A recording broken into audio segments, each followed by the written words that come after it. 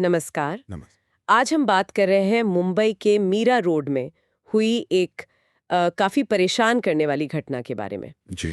एक मिठाई विक्रेता हैं बाबूलाल खिमजी चौधरी। उन पर कथित तौर पर कुछ लोगों ने हमला किया। हाँ, और वजह वजह ये बताई जा रही है कि उनके स्टाफ ने मराठी में बात नहीं की। बिल्कुल। इसका एक वीडियो भी वायरल हुआ है। तो आज हमारे पास जो भी रिपोर्ट्स हैं, पुलिस कार्रवाई की डिटेल्स हैं और जो अलग-अलग रिएक्शंस आए हैं, हम उन्हीं के आधार पर इस पूरे मामले को समझने की कोशिश करेंगे। हाँ, कोशिश यही रहेगी कि देखें आखिर हुआ क्या था, क्यों हुआ और इसके मायने क्या हैं। क्योंकि ये सिर्फ एक मारपीट की घटना नहीं लगती, इसमें वो भाषा और पहचान वाले मुद्दे भी जुड़े हैं। सही कहा। तो चलिए शुरू से देखते हैं।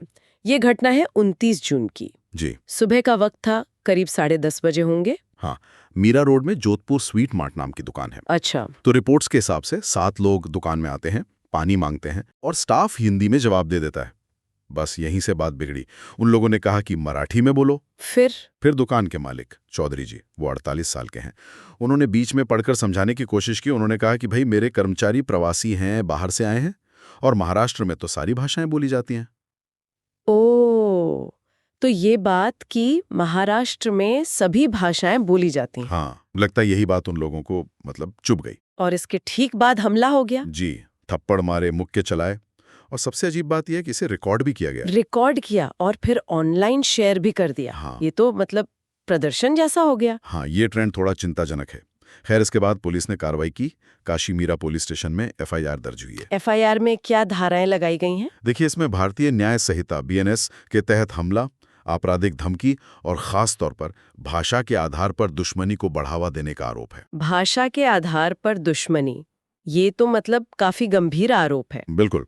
ये दिखाता है कि पुलिस इसे सिर्फ एक साधारण मारपीट नहीं मान रही, इसके पीछे जो भाषाई तनाव है उसे एड्रेस कर रही है। और संदिग्ध कौन है? कुछ नाम सामने आए हैं? हाँ, 7 संदिग्धों को नोटिस भेजा गया है।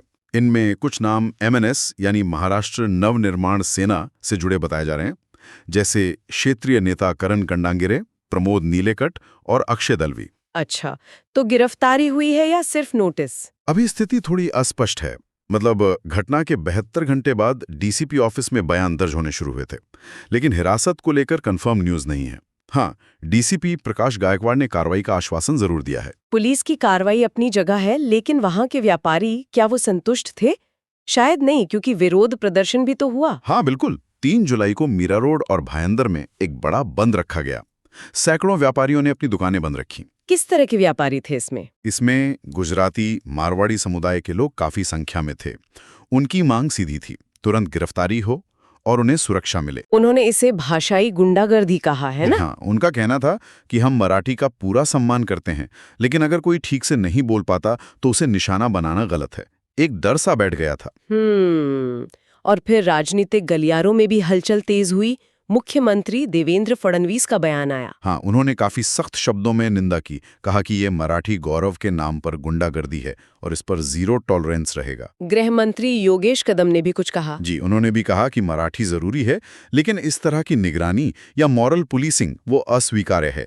कानून अपना काम करेगा। और शिवसेना यूबीटी से आदित्य ठाकरे, उनका कहना था कि पहचान के अपमान पर भावनाएं भड़क सकती हैं, स्वाभाविक है, लेकिन कानून हाथ में लेना किसी भी हाल में सही नहीं है। अच्छा, मतलब लगभग सभी पार्टियों ने इसकी निंदा की, यहाँ तक कि मेघालय से भी आवाज आई। हाँ, ये इंटरेस्टिंग था। मेघालय के भाजपा मंत्री हैं एएल हेक। उन्होंने कहा कि भारत में कहीं भी भाषा थोपी नहीं जा सकती। और कांग्रेस से संजय निरुपम और बीजेपी के नीतीश राणे ने भी सख्त कार्रवाई की मांग की। मतलब ये मुद्दा सिर्फ लोकल नहीं रहा। नहीं, बिल्कुल नहीं, ये एक बड़े, वो कहते हैं ना, लार्जर इशू का हिस्सा बन गया। ये घटना दिखाती है कि कैसे भाषा पर हुई एक झड़प इतनी जल्दी एक सामुदायिक विरोध और फिर हाई लेवल पॉलिटिकल डिबेट में बदल सकती है। ये वाकई एक नाजुक संतुलन है। एक तरफ क्षेत्रीय पहचान और भाषा का गौरव, दूसरी तरफ एक विविध शहर में रहने वाले लोगों के व्यक्तिगत अधिकार और सह-अस्तित्व की जरूरत। बिल्कुल। तो ये घटना और इस पर जो भी प्रतिक्रियाएं आई, वो समाज में कहीं ना कहीं मौजूद एक तनाव को, एक फ्रिक्शन को दिखाती हैं। हाँ, भाषा सम्मान की बात होनी चाहिए, पहचान की बात होनी चाहिए, लेकिन जब वो जबरदस्ती या हिंसा का रूप ले ले तो वो बांटने वाली ताकत बन जाती है। सही कहा। और ये हमें सोचने पर मजबूर करता है कि हमारे जैसे शहरों में, जहां इतनी विविधता है, अलग अलग भाषा बोलने वाले लोग साथ रहते हैं, काम करते हैं। हाँ। वहाँ ऐसे तनावों को संभालने के लिए सिर्फ कानून और पुलिस के अलावा और क्या तरीके हो सकते, मतलब कैसे आपसी समझ और सम्मान को और बढ़ाया जाए? ये एक बड़ा सवाल है जिस पर शायद हम सबको सोचने की जरूरत है।